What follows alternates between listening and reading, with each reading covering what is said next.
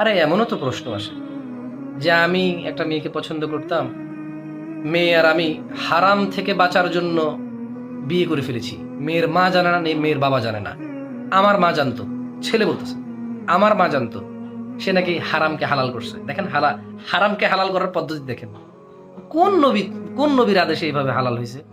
না, মুহাম্মদ সাল্লাহ সাল্লামের উপর এরকম কোনো ওহী আসেননি। তিনি পুরুষ এবং মহিলার সম্পর্ককে এই প্রসেসে হালাল করার কোনো পদ্ধতি বলেননি। মানে আপনারা হারাম সম্পর্কে জড়িত আর এখন হালাল করবেন, তো তিনি ছেলে কিভাবে হালাল করছে এটাকে?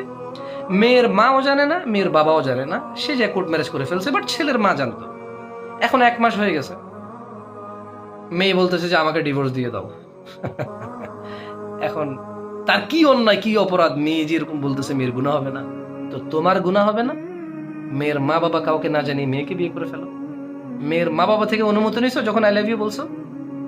তোমার বাপ মা থেকে অনুমতি নিছো যখন ওকে আই লাভ ইউ বলছো? মুহাম্মদ সাল্লাল্লাহু আলাইহি সাল্লামের থেকে অনুমতি নিছো যখন আই লাভ ইউ বলছো? মুহাম্মদ সাল্লাল্লাহু আলাইহি সাল্লাম থেকে অনুমতি পাইছো যখন আই লাভ ইউ বলছো? মুহাম্মদ সাল্লাল্লাহু আলাইহি সাল্লাম থেকে অনুমতি নিছো যে ইয়া রাসূলুল্লাহ আপনি আমাদেরকে বলেন মেয়ের বাবা জানে না, মা জানে না, আমি যে কোর্ট ম্যারেজ করে ফেলবো। এখন তুমি চাও তোমাকে আমি সমাধান করতে, আমি কি সমাধান করবো তোমাকে বলো? না, তুমি ইস্তেগফার করো, যা হয়ে গেছে হয়ে গেছে। এখন তুমি তোমার পরিস্থিতি বুঝো, এই পরিস্থিতিতে কিভাবে সমাধান করবা তুমি জানো। আর এখন সমাধান একভাবে হলে হবে না। তোমাকে আমি তোমাকে আমি একটা ফতোয়া দিয়ে দিলাম, তোমাকে আমি একটা সমাধান বলে দিলাম, ওই সমাধান করার পর তুমি রাষ্ট্রীয় দ্রোহিতার মামলা পড়ে গেলা, তুমি নারী নির্যাতন মামলায় পড়ে গেলা, তুমি দেশের মানে আরো জেলে চলে গেলা, পুলিশে ধরা খায়, পরে বলবো যে ইসলাম মানতে গিয়ে পুলিশে গেছি, নিজেকে মুজাহিদ মনে করবা। তোমার মতো মুজাহিদার আমার চেনা আছে, আমার দরকার নাই তো তোমাকে সমাধান বলার, আমার দরকার আছে? তুমি যে হালাল করছো মুহাম্মদ সাল্লাল্লাহু আলাইহি সাল্লামের তরিকা নাই, তুমি হালাল করছো ওই যে বাংলাদেশের ডক্টর কামাল আছে না, ওর সংবিধান ওর তরিকায় হালাল করছো। তো ওর তরিকায় কি সমাধান আছে দেখো। সমস্যাকে প্রথমে তুমি যার মাধ্যমে এটাকে সমাধান করতেছো দেখো ওর মাধ্যমে কি হয়।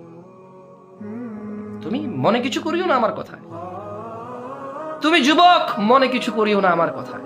আমি তোমাকে ঘৃণা করি না, আমি তোমাকে ঘৃণা করি না। আর তুমি লজ্জা পেও না যে আমি তোমার কথা ফেসবুকে বলেছি।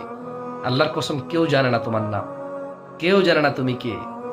তোমার ব্যাপারটা আমি জনসম্মুখে বলে তোমাকে আমি উপকৃত করলাম। হ্যাঁ, ওয়াল্লাহি তোমাকে আমি ভালোবাসি, তাই তোমার উদাহরণটা এখানে নিয়ে আসছি যাতে